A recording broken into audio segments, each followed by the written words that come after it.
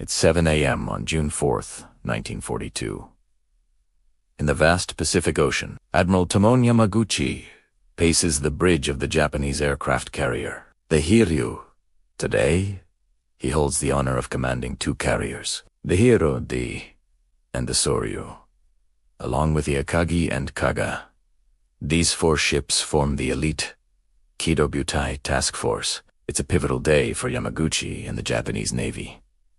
2 hours ago, 108 planes were launched to attack Midway Atoll, a vital U.S. military base. Yamaguchi's restless steps are halted by Hiryū's captain Tamyokaku with an urgent message from Admiral Nago, the operations commander. An alarm shrieks across the Hiryū.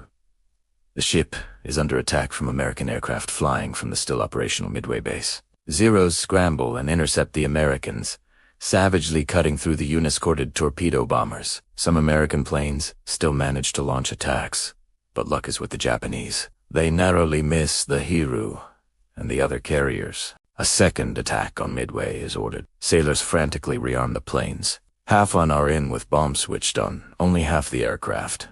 The Kidō Butai is unfit to attack enemy ships. The hangars, filled with explosives, are dangerously vulnerable. Just then, Yamaguchi receives news that confirms his worst fears.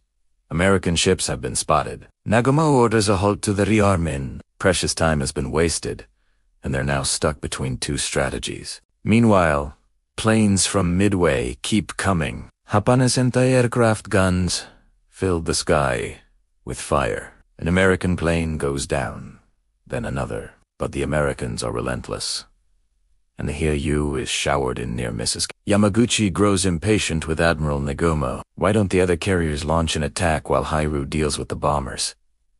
But there's no time. The Japanese planes from the first Midway strike arrive, needing to land immediately. For the next half hour, the Kidō Butai painstakingly recovers all returning aircraft, while Yamaguchi can barely contain his frustration.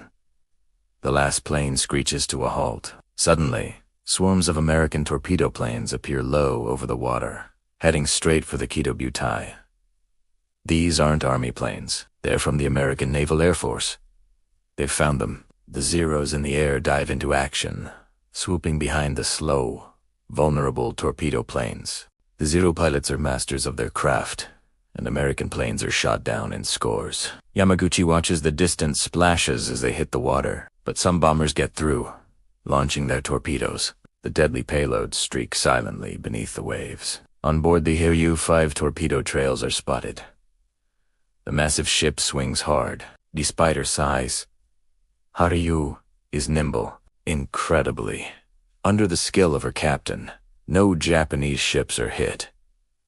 The men cheer, but Yamaguchi frowns. This is far from over. At 10:22 a.m., he glances skyward. What he sees nearly stops his heart. Almost 50 U.S. Navy Dauntless dive bombers appear high above. The Zeros are all engaged down low with the torpedo planes. There's nothing to stop the swarm of Dauntlesses preparing to dive. Yamaguchi's stomach sinks as he watches the Americans descend upon the Kidō Butai.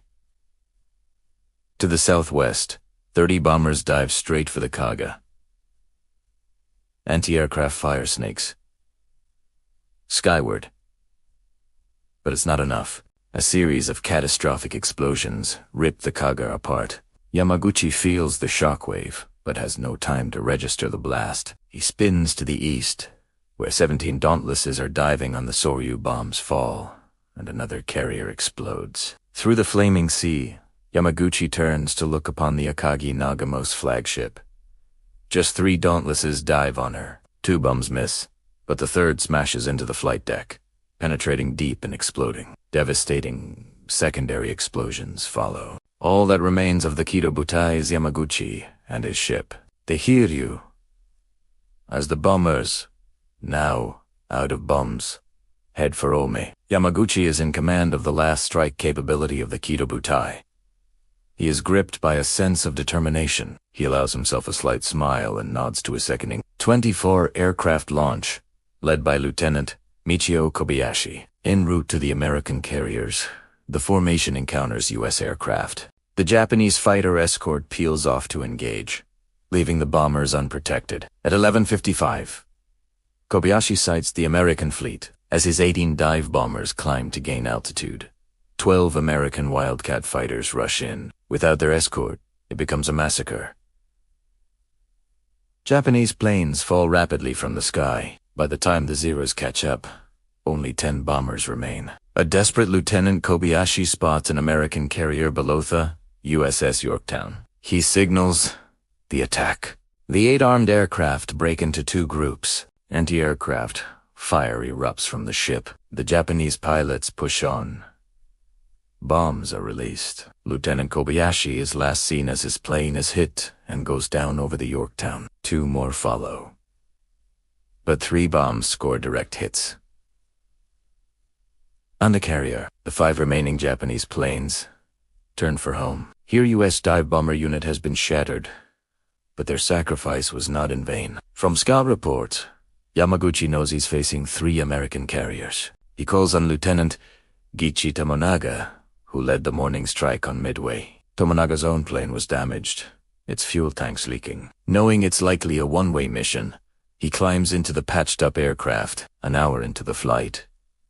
Tomonaga sights the U.S. carrier task force. He sees a seemingly intact carrier unaware is the damaged Yorktown and orders an attack. Tomonaga splits his force into 2 groups for an anvil attack. He coaxes his plane closer to the Yorktown, but before he can drop his torpedo, a Wildcat opens fire from behind. Tomonaga's plane catches fire, but with grim determination. He holds it level long enough to release his payload before crashing into the sea. His torpedo misses. The other 4 planes in his section are also shot down. But as the Yorktown turns, the second group of 5 streaks in 4 torpedoes are launched. 2 devastating explosions rock the ship's port side. Their work is done. The survivors return to Hiryū. The debriefing gives Yamaguchi cause for encouragement. He believes he has disabled a 2nd American carrier and plans a 3rd strike. But at 3:50 p.m., his optimism is shattered. A scout radios that 2 other American carriers are operating nearby. Just over an hour later, 24 American aircraft appear overhead. Dive bombers attack the Hiryū. The ship turns sharply, and the first wave misses, but then 14 more dive bombers scream down. The Hiryū is straddled with near misses as she violently turns, but 2 bombs hit her forward flight deck. Yamaguchi looks up to see a final group of 3 begin their dives. 2 more bombs hit, creating a deep crater. The fires burn out of control. At 9:23 p.m., the ship goes dead in the water, with Yamaguchi still aboard. Darkness settles across the flaming ocean. At 2:30 a.m., some 800 survivors gather around Yamaguchi. The men turn to face Tokyo and shout "Banzai."